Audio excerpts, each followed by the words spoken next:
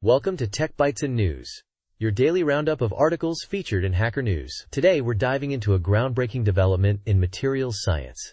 Nano-architected materials that are as strong as steel but as light as foam. Incredible, right? Absolutely. This sounds like a game changer. So how did they achieve this seemingly impossible combination of properties? It's a beautiful blend of machine learning and advanced 3D printing. Researchers at the University of Toronto used machine learning algorithms to design these materials. They're essentially tiny, intricately designed structures. Nanolattices, made of carbon. Think of it like building a bridge, but at a nanoscale, using triangles for optimal strength.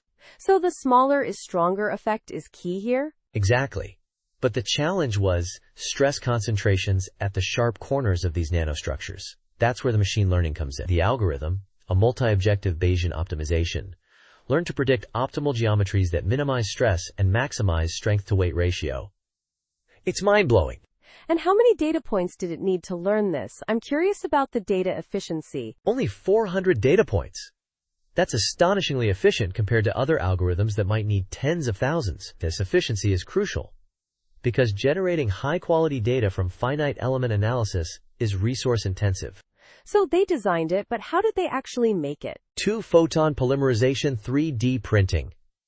This additive manufacturing technique allows them to print these complex structures at the micro and nanoscale. They created carbon nanolattices with more than double the strength of existing designs. We're talking about a material 5 times stronger than titanium. Wow, that's impressive. What are the potential applications? Huge potential. Think aerospace. Lighter planes, helicopters, and spacecraft, leading to significant fuel savings. They estimate up to 80 liters of fuel saved per year for every kilogram of titanium replaced on a plane.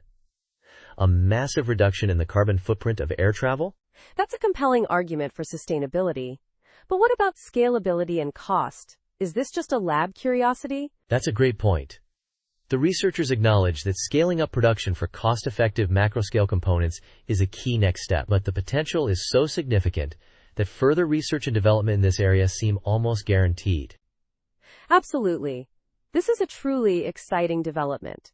It's a testament to the power of interdisciplinary collaboration, combining materials, science, machine learning, and advanced manufacturing techniques. Precisely. This project involved researchers from multiple universities and disciplines, highlighting the importance of collaborative efforts in pushing the boundaries of scientific innovation.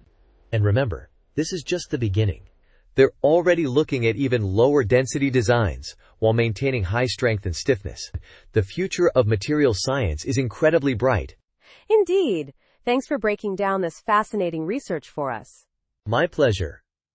And to our listeners, thanks for tuning in to Tech Bytes and News. We'll catch you next time with more exciting updates from the world of technology. Goodbye. Bye-bye.